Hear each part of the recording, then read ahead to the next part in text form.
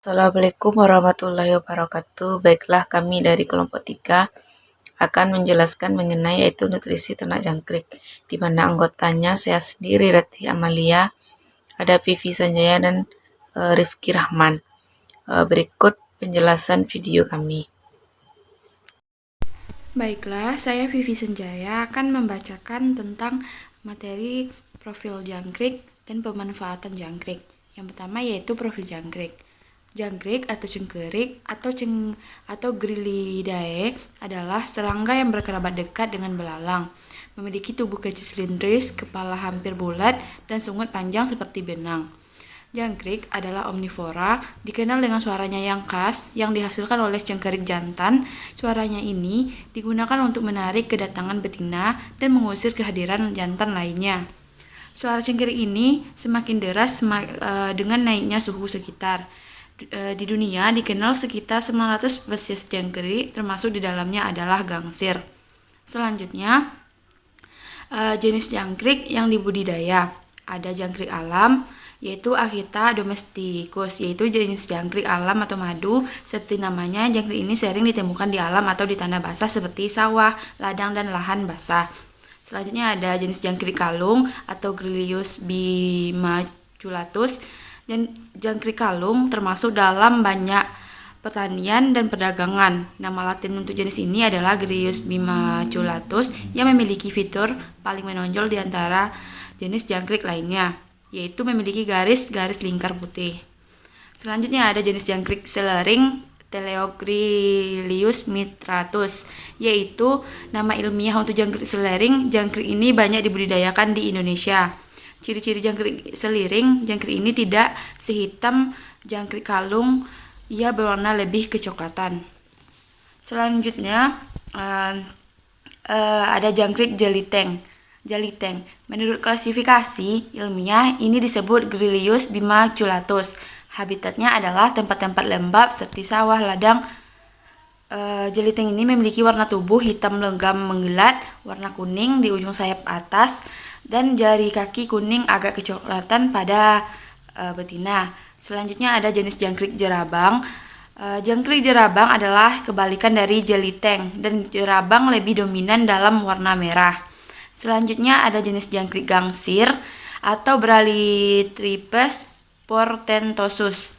Gangsir bernama latin Brachytripes portentosus. Jenis jangkrik ini yang tidak disukai banyak orang, terutama beternak burung kicau. Selanjutnya ada jangkrik kidang. Jangkrik kidang ini adalah binatang yang kaya manfaat karena mengandung banyak protein, dan hewan ini banyak dibutuhkan burung kicau atau hewan peliharaan lainnya. Selanjutnya ada jangkrik upa. Pemanfaatan jangkrik. Yang pertama ada digunakan sebagai pakan peliharaan. Jangkrik telah banyak dimanfaatkan sebagai pakan utama maupun pakan tambahan burung berkicau seperti poksai, kacer, haiwambi, dan juga pakan ikan, arwana, laucen, lele, dan jenis lainnya. Selanjutnya ada untuk pengganti tepung. Kandungan protein yang tinggi pada jangkrik hasil ternak dapat diolah menjadi tepung. Setelah menjadi tepung, banyak digunakan sebagai bahan dasar dalam berbagai pemanfaatan, seperti sebagai campuran obat-obatan. Dan selanjutnya ada bahan kosmetik.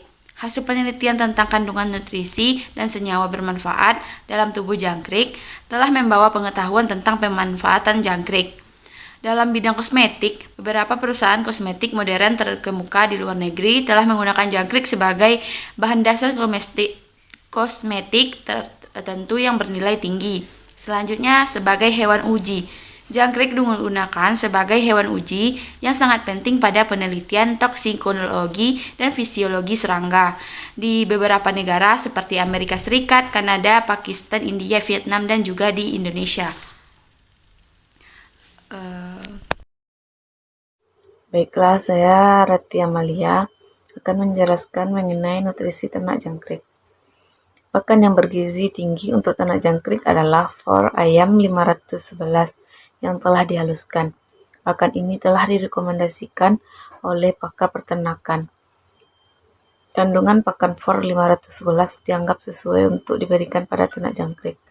Dan pakan yang selanjutnya yaitu sayuran. Sayuran yang diberikan harus sering diganti-ganti agar seluruh kebutuhan nutrisi jangkrik bisa terpenuhi. Jika hanya menggunakan satu jenis sayuran, kemungkinan besar ada beberapa kandungan nutrisi yang tidak bisa dipenuhi. Pakan yang sayuran yang diberikan sebagai pakan tambahan untuk melengkapi pakan for ayam 511. Sumber pakan nutrisi ternak jangkrik. Yang pertama yaitu sumber protein. Sumber protein yang berasal dari kacang hijau, kacang kedelai, tepung ikan, tepung kepala udang, tepung darah, dan susu skim. Yang selanjutnya yaitu sumber energi. Sumber energi dapat berasal dari dedak, jagung, singkong, dan sagu. Dan sumber mineral. Sumber mineral dapat berasal dari kulit kerang, rumput laut, tepung tulang, tepung mineral. Dan yang terakhir yaitu sumber vitamin. Sumber vitamin yang berasal dari dedaunan, buah-buahan, sayuran, tepung vitamin. Cara pemberian pakan ternak jangkrik. Pada jangkrik umur 1-2 hari diberikan pakan for atau pakan ayam. Pada umur 3-15 hari diberikan pakan for dan sayur-sayuran. Pada umur 16-27 hari diberikan pakan for dan dedak halus dengan perbandingan 1:2, di mana 1 adalah for dan 2 adalah dedak halus. Juga dimasukkan sayur-sayuran serta sedikit daun ubi. Pada umur 28-32 hari diberikan pakan for dan dedak dengan perbandingan 1:3, di mana 1 adalah for dan 3 adalah dedak. Dan diberikan daun ubi beserta batangnya yang masih muda. Pada umur 33 hari hingga panen, diberikan pakan batang ubi yang muda beserta for dan dedak. Hal ini diperlakukan agar jangkrik mempunyai daya tahan kuat dalam kondisi panen nantinya.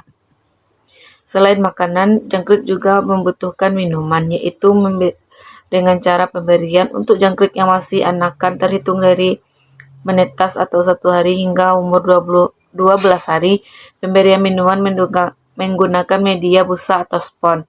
Busa dibasahkan dengan air lalu diletakkan di dalam wadah yang telah diberikan kain atau pasir. Busa atau spon jangan sampai kering. Sebelum kering lebih baik diberikan air lagi atau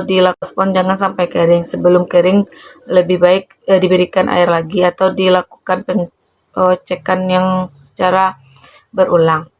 Lain halnya jika jangkrik telah berumur 13 hari sampai dewasa atau siap panen, pemberian minuman dilakukan menggunakan media baskom atau wadah plastik yang tipis, kira-kira tinggi 2-3 cm, yang telah diberi batu-batuan kecil dan air di dalamnya.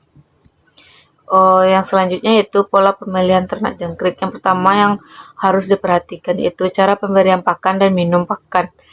Cara pemberian pakan dan minum pakan ini merupakan faktor penunjang pertumbuhan dan pembesaran ternak jangkrik. Yang kedua yaitu kestabilan suhu harus dijaga. Suhu hangat atau sedang merupakan kondisi yang sangat disukai jangkrik. Kondisi semacam ini mendukung produktivitas jangkrik. Sebaiknya disemprotkan air ke dalam kandang jangkrik untuk menjaga suhu tetap stabil. Tapi jika terlalu banyak, jangan melakukan penyemprotan terlalu banyak, karena itu akan menyebabkan pelembapan. Yang ketiga yaitu membersihkan kandang jangkrik secara rutin. Kandang merupakan salah satu syarat budidaya jangkrik yang harus dipenuhi. Yang keempat yaitu pemberian sumber nutrisi yang tepat. Jangkrik merespon adanya makanan dengan memanfaatkan kedua antenanya. Saat terlihat adanya pakan yang dia sukai, antenanya akan langsung memberikan sinyal tertentu. Daun yang berkadar air tinggi merupakan salah satu pakan yang sangat disukai jangkrik. Yang kelima, waspada terhadap hama dan penyakit. Sepanjang sejarah perjalanan budidaya jangkrik di Indonesia, belum pernah ada kasus terserang hama dan penyakit hingga membuat jangkrik punah. Walaupun ada, hanya beberapa saja, tidak membuat ternak jangkrik ini punah. Penyebab hadirnya hama penyakit biasanya karena kandang kotor, sirkulasi udara yang tidak lancar, dan pakan yang membusuk di dalam kandang. Prospek pengembangan budidaya ternak jangkrik. Peluang bisnis ternak jangkrik sangat bagus untuk dilaksanakan, karena sekarang ini banyak sekali masyarakat yang menggunakan jangkrik untuk sebagai pakan burungnya. Harga jual dari ternak jangkrik sendiri bervariasi, mulai dari 40.000 hingga 80.000 per kilogramnya. Angka ini sangat besar nilainya jika kita terjun ke dalam budidaya ternak jangkrik, maka kita akan mendapatkan keuntungan yang lebih besar.